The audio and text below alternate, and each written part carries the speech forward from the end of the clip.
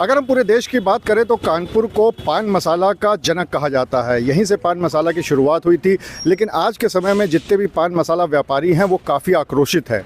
और उसके पीछे कारण यह है कि जो कर विभाग है उसने यहाँ की तकरीबन 47 फैक्ट्रियों के बाहर अपने 24 घंटे की मॉनिटरिंग शुरू कर दी है। यानी उनकी गाड़ियाँ, उनके अधिकारी यहाँ पर 24 घंटे खड़े रहते हैं और इस बात को लेकर व्यापारी काफ़ी आक्रोशित हैं। उन्होंने इस संबंध में प्रधानमंत्री को एक पत्र भी भेजा है। तो हमारे साथ कुछ व्यापारी मौजूद हैं, उनसे बात कर लेते हैं कि आखिर उनको आक्रोश किस बात का है और उन्होंने अभी तक क्या कार्रवाई की है और आगे वो क्या कर सकते हैं। तो हमारे साथ एक बहुत सारे व्यापारी हैं, एक एक करके बात कर लेते हैं। आपसे शुरुआत करते हैं गणेश जी। सबसे पहले तो ये, आप लोग को किस बात का गुस्सा है अगर वहाँ पर मॉनिटरिंग हो रही है तो? देखिए, जिस तरह से पान मसाला उद्योग को ख़त्म करने का षड्यंत्र किया जा रहा है, कानपुर की पहचान है।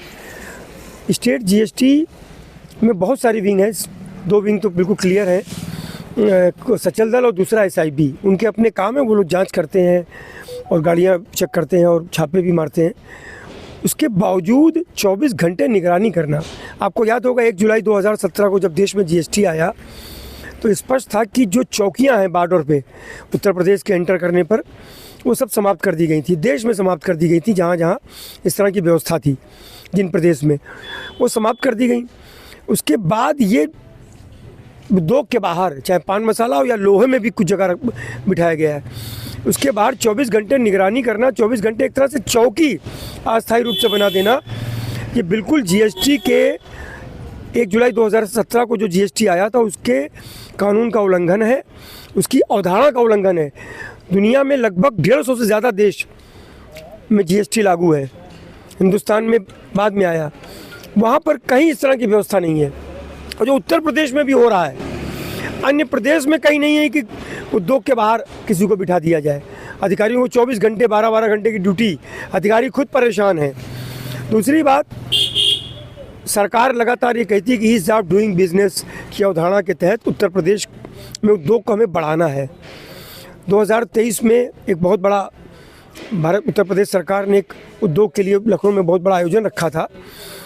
उसके बावजूद इस तरह से अगर पान मसाला, जो कानपुर इसका जनक है, आपने भी कहा कानपुर की पहचान है पान मसाला उद्योग में बहुत सारे लोग रोज़गार पा रहे हैं, बहुत सारे लोगों को रोज़गार मिल रहा है। उसके बावजूद वहाँ पर इस तरह निगरानी करके बिठा देना 24 घंटे तक, पान मसाला उद्योग यहाँ से पलायन करने को मजबूर है। मुझे मालूम है एक बड़ा उद्योग है, उसने अभी उत्तराखंड में अपना प्लांट शुरू करने, हो सकता है 4-5-10 दिन में ही शुरू हो जाए, यहाँ से समाप्त करने जा रहा है। आधी से ज़्यादा फैक्ट्रियाँ बंद हैं, जो चल रही उनका प्रोडक्शन बहुत कम है, क्योंकि लगातार हमारे अगर कोई बाहर बैठा हो, हमको निगरानी कर रहा हो, तो हम व्यापार नहीं कर सकते हैं और ईज़ ऑफ डूइंग बिजनेस की बात ही ख़त्म हो जाती है। हिंदुस्तान में नंबर 2 था Uttar Pradesh ease of doing business के तहत, और आज उसको ख़त्म करने का प्रयास किया जा रहा है। एक अधिकारी बड़े आए हैं प्रदेश स्तर पर, उनकी क्या सोच है। टैक्स, हमारा ये मानना है कि अगर दिसंबर का कलेक्शन पान मसाले का केवल उठा लिया जाए तो स्पष्ट हो जाएगा कि इससे कितना बुरा प्रभाव पड़ा है। और अगर फैक्ट्रियां यहाँ बंद हो गई तो बहुत हज़ारों लोग जो पान मसाला उद्योग से जो रोज़ी रोटी फैक्ट्री में जो लगे, अलग बात है, वो तो लगे ही हैं, और जो कानपुर में रोज़गार लोगों को व्यापारियों के रूप में मिल रहा है वो अलग प्रभावित हो रहा है। और तीसरी बात, किराना बाज़ार जो नयागंज है, सुपारी की बिक्री कम हो गई, कत्थे की बिक्री कम हो गई, सबकी बिक्री कम होती चली जा रही है। ये सारा उद्योग धीरे धीरे उद्योग व्यापारी पलायन कर जाएंगे। कर विभाग ने कहा है कि जितने भी कैमरे हैं आप लोगों की फैक्ट्रियों के बाहर, उसकी एक्सेस हमको दे दीजिए, मतलब वो मॉनिटरिंग करते रहें, लेकिन आप लोग इसके लिए तैयार नहीं हैं। ऐसा क्यों है? नहीं, इसके लिए हम बिल्कुल कतई तैयार नहीं है। किसी भी कोई भी सरकार कोई भी इस तरह का कानून लाती है या इस तरह का हमको प्रेशराइज करती है कि आप कहते आपको कैमरे दे, क्यों दे भाई उनको। वैसे भी जो इन्होंने जिस तरह का व्यवहार कर रहे हैं व्यापारी के साथ, आप जिस तरह जैसे चौकी बना के बैठ रहे हैं, तो एक बिल्कुल विश्वास खत्म कर रहे हैं आप व्यापारी के ऊपर। व्यापारी को आपने बिल्कुल बेईमान ठहराना चाह रहे हैं, इससे व्यापार बढ़ेगा नहीं बल्कि घटेगा। और जो व्यापारी है और या जो भी उस समाज से जुड़े हुए लोग हैं, उनका सरकार पर से विश्वास घटता है ऐसी चीज़ों से। तो कहीं से भी आप लोग तैयार नहीं हैं कि जो कैमरा की एक्सेस मांगी जा रही है कर विभाग द्वारा, वो आप लोग देने को तैयार नहीं है? और क्या इससे परेशानी हो रही है? हाँ, ये तो एक तरह से दहशत का माहौल बन जाएगा व्यापारी के ऊपर, जैसे ज्ञानेश जी ने कहा और हमारे भाई सोनी जी ने भी कहा, तो मैं सहमत हूँ उनकी बात से। ऐसा नहीं होना चाहिए। ये दहशत का माहौल बन जाएगा, ऐसा मानना है व्यापारियों का। आपका क्या कहना है इस पूरे मामले में? दहशत का माहौल बन किया जाएगा, बना हुआ है इस समय। और कानपुर के अंदर लोहे का व्यापार जितना पहले होता था, वो अपने सिर्फ अधिकारी जो है गवर्नमेंट को बेवकूफ़ बना के अपना षड्यंत्र रच करके व्यापारियों से उगाही करना चाहते हैं और कुछ नहीं है इसका। ये तुरंत बंद होना चाहिए। ये गाड़ियाँ जब बाहर खड़ी हो जाती हैं 24 घंटे के लिए फैक्ट्री के बाहर, तो क्या वाकई में बहुत दिक्कत होती है काम करने में? बहुत दिक्कत होती है काम करने में, दहशत तो हो ही रही है व्यापारियों को। अब लगातार व्यापारी इस पर आक्रोशित भी हैं, अपना विरोध भी दिखा रहे हैं। अगर इस पर कार्रवाई ठीक से नहीं सरकार जागेगी तो व्यापारी भी इसी तरह की निगरानी में आ जाएंगे। उनका चौतरफा घेराव किया जाएगा, धरना प्रदर्शन किया जाएगा।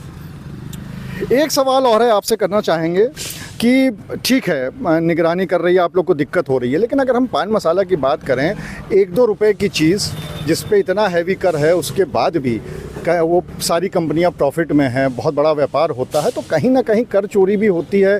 और इसको देखते हुए फिर इस तरह की जो व्यवस्थाएं हैं वो लाई जाती हैं। तो क्या आपको ये नहीं लगता कि वाकई में ये मॉनिटरिंग होनी चाहिए कि 1-2 रुपए की चीज़ बिक के किस तरह से चोरी होती है? आज से नहीं हो रही है, सालों से ये बात निकल के आती है कि पान मसाला में सबसे ज़्यादा चोरी होती है। तो क्या फिर उस पर रोक नहीं लगनी चाहिए? देखिए, आप टैक्स चोरी, हमारा ये मानना है व्यक्तिगत रूप से कि देश में शायद ही ऐसा कोई उद्योग हो, संस्थान हो, थोड़ा बहुत दाल में नमक के बराबर हर जगह होता है। लेकिन टैक्स चोरी रोकने के लिए सचल दल गाड़ियों को चेक करते, SIB समय समय पर जांच करती है, और सेक्टर के लोग भी जहां जिसकी फाइल है वो लोग भी समय समय पर नोटिस भेज करके बुला करके जांच करते हैं। ये व्यवस्थाएं बनी हुई पूरे देश में बनी हुई हैं, और हर जगह टैक्स चोरी रोकने के लिए अन्य विकल्प, अन्य कई विभाग बनाए गए हैं। एक DGGI भी है, सेंट्रल GST भी है, ये सब तो बनाए गए। किस लिए इतने सारे विभाग?